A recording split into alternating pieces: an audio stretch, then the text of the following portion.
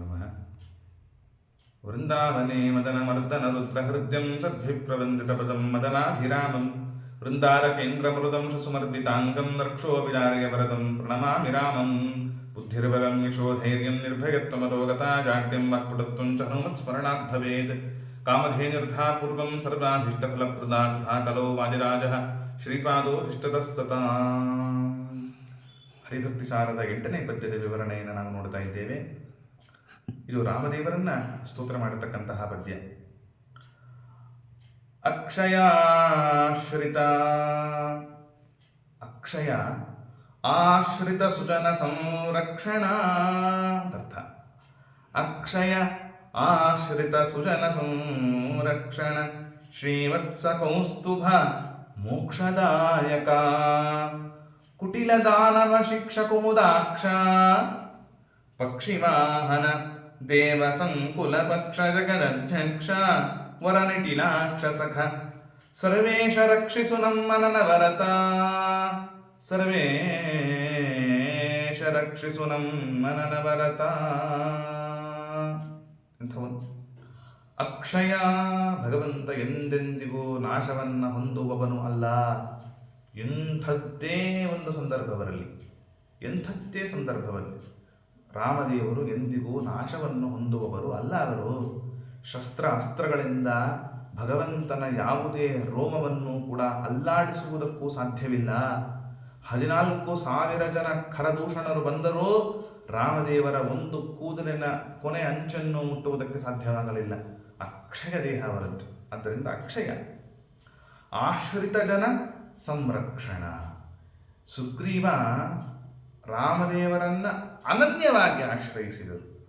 ಆ ಅನನ್ಯವಾಗಿ ಆಶ್ರಯಿಸಿರತಕ್ಕಂತಹ ಸುಗ್ರೀವನನ್ನ ಸಂರಕ್ಷಣೆ ಮಾಡಿ, ವಾಲಿಯನ್ನು ಸಂಹಾರ ಮಾಡಿ ಸುಗ್ರೀವನಿಗೆ ಪಟ್ಟಾಭಿಷೇಕವನ್ನು ಮಾಡಿದರು ರಾಮಚಂದ್ರ ದೇವರು. ಆದ್ದರಿಂದ ಆಶ್ರಿತ ಸುಜನ ಸಂರಕ್ಷಣ, ಆಶ್ರಿತರಾಗಿರತಕ್ಕಂತಹ ಸುಜನರನ್ನು ರಕ್ಷಣೆ ಮಾಡತಕ್ಕಂಥವನ ನಮ್ಮ ಸ್ವಾಮಿ. ಶ್ರೀವತ್ಸ ಕೌಸ್ತುಭ, ಹಾಗೆಂತ ರಾಮದೇವರು ಯಾರೋ ಒಬ್ಬ ಮನುಷ್ಯರಾಗ ಅಂತ ತಿಳಿಯಬೇಡ್ರಪ್ಪ. ಶ್ರೀವತ್ಸ ಕೌಸ್ತುಭವನ್ನು ಧಾರಣೆ ಮಾಡಿರತಕ್ಕಂತಹ ಮಹಾವಿಷ್ಣುವೇ ಆಗಿದ್ದಾನೆ. ಮತ್ತಿನ್ನೇನು? ಮೋಕ್ಷದಾಯಕ, ಮೋಕ್ಷವನ್ನು ಕರುಣಿಸ್ತಕ್ಕವನು. ಸಮಾಯಾತ ಸಮಾಯಾತ ಯೇ ಮೋಕ್ಷ ಪದೇಚ್ಛವ, ಯಾರ್ಯಾರು ಮೋಕ್ಷವನ್ನು ಬಯಸ್ತಾ ಇದ್ದೀರೋ ಹುಲ್ಲು ಕಡ್ಡಿ ಮೊದಲಾದ ತೃಣದಿಂದ ಪ್ರಾರಂಭ ಮಾಡಿಕೊಂಡು ಪ್ರತಿಯೊಬ್ಬರನ್ನೂ ಮೋಕ್ಷಕ್ಕೆ ಬನ್ನಿ ಅಂತ ಕರೆದುಕೊಂಡು ಹೋದ ಆ ನಮ್ಮ ಸ್ವಾಮಿ ಮೋಕ್ಷದಾಯಕನಾದವನು ರಾಮಚಂದ್ರ ಅಂತ ನಾವು ರಾಮದೇವರ ಚರಿತ್ರೆಯಲ್ಲಿ ಚಿಂತನೆ ಮಾಡಿದ್ದೇವೆ. ಆದ್ದರಿಂದ ಮೋಕ್ಷದಾಯಕ. ಕುಟಿಲ ದಾನವ ಶಿಕ್ಷಾ, ಕುಟಿಲರಾಗಿರತಕ್ಕಂತಹ ದಾನವರು. ಮಾರೀಚ ಮಹಾ ಕುಟಿಲವನು, ಮಹಾ ಮೋಸಗಾರ. ಅಂಥ ಮಾರೀಚ ರಾಮದೇವರು ಬಾಣ ಬಿಟ್ಟಿದ್ದಕ್ಕೆ ಹೆದರಿಕೊಂಡು ನಡಗಿ ಬಿಟ್ಟ ಅಂತಂದ ಸಂಹೃತನಾದಪ್ಪ. ಆದ್ದರಿಂದ ಅಂತಹ ಕುಟಿಲ ದಾನವರನ್ನು ಶಿಕ್ಷಣ ಮಾಡುವವನು. ಕುಟಿಲ ದಾನವ ಶಿಕ್ಷಾ ಕುಮುದಾಕ್ಷ, ಪುಂಡರೀಕಾಕ್ಷನೇ ರಾಮಚಂದ್ರ ದೇವರು ಅಂತ ನಾವು ಸ್ತೋತ್ರವನ್ನು ಕೇಳತಕ್ಕವರಾಗಿದ್ದೇವೆ. ಪಕ್ಷಿವಾಹನ, ಪಕ್ಷಿವಾಹನ, ಪಕ್ಷಿಯೇ ಅವನಿಗೆ ವಾಹನ. ಯಾವುದು? ಗರುಡ ಅವನಿಗೆ ವಾಹನನಾಗಿದ್ದಲ್ಲ ಮತ್ತೀಗ ರಾಮಾವತಾರದಲ್ಲಿ. ಹಾಗಾದರೆ ಅವರು ಹನುಮಂತ ದೇವರ ವಾಹನವಾಗಲಿಲ್ಲವೇ?